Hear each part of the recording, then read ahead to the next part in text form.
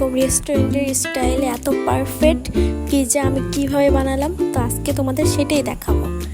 এই ডোটা বানানোর জন্য আমি 2 কাপ ময়দা দিয়েছি, 2 চামচ ইস্ট দিয়েছি, 3 চামচ চিনি দিয়েছি, 2 চামচ গুঁড়া দুধ দিয়েছি, পরিমাণ মতো লবণ দিয়েছি।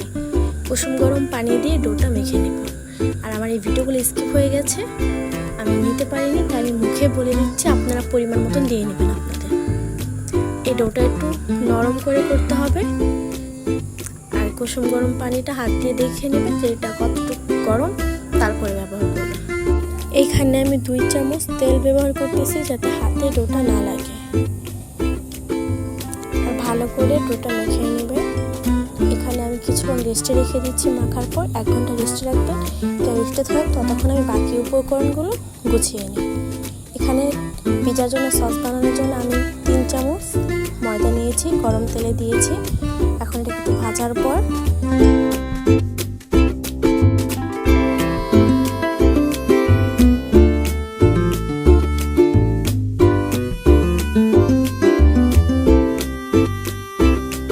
এটা হয়ে আসলে এখন আমি দুধ দিয়ে দিব।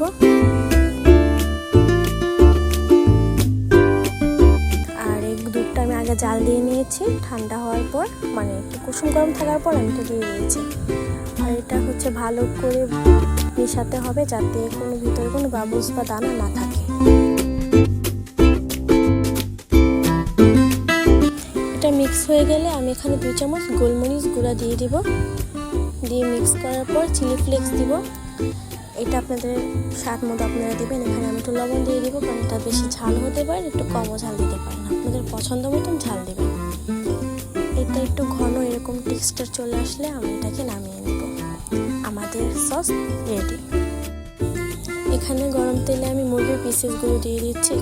এখানে হাড় ছাড়া সলিড মাংস নিয়েছি, কিউব কিউব করে কেটে দিয়েছি। আপনারা চাইলে আপনারা মন মতন কাটতে পারেন। আমি কিছু পিসেস বড় রেখেছি, কিছুটা ছোট রেখেছি। আমি পরিমাণ মতো লবণ দিয়ে দিব। এখানে দিব গোলমরিচের গুঁড়ো 2 চামচ,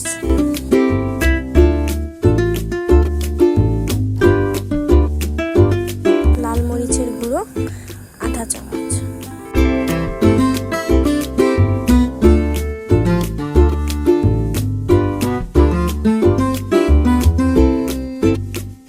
এখানে দিয়ে দিচ্ছি টমেটো সস। এখানে আপনাদের পরিমাণ মতো আপনারা টমেটো সস দিয়ে দিবেন। আমি আমার পরিমাণ মতো দিয়ে নিয়েছি। এখন এটা দেখবেন একদম ভাজা ভাজা সুন্দর হয়ে গেছে, তখন নামিয়ে নেবেন। আর এখানে আমি ডোটা দেখে নিচ্ছি। ডোটা আমার অনেক ফুলে গেছে, দ্বিগুণ হয়ে যাবে ফুলে, যেহেতু এখানে ইস্ট দেওয়া আছে। এখানে ভালো করে চেপে আমি ফ্রাই প্যানে বসিয়ে দিচ্ছি। আমার এটা ডাইরেক্ট ফ্রাই প্যানে বসিয়ে দিয়েছে। যাদের বুঝতে অসুবিধা হবে তারা বুঝে নিন একটু কষ্ট করে। এখানে আমি টমেটো সস দিলাম। এটা এখন আমি মিক্স করে নেব। এখন আমি যে সসটা বানিয়েছি সেটা দিব।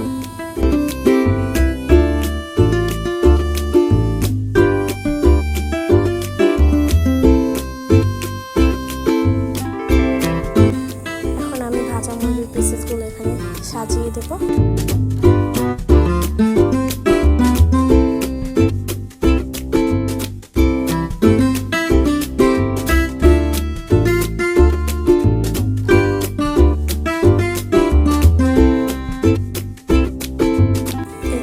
গরিবের পিৎজা আমার কাছে এখন ক্রেভিং হচ্ছিল যে আমি এখন পিৎজাটা খাবো, তাই আমি পিৎজাটা বানিয়েছি।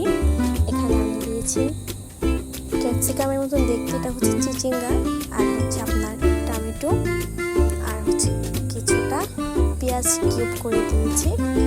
এটা একদম নর্মালভাবে বানানো যায়। আর এটা খেতে অনেক টেস্ট হয়েছে, এটা বোঝাই যায় না যেটা ক্যাপসিকাম না। চিচিঙ্গাটা যদি একটু মিষ্টি মিষ্টি লাগে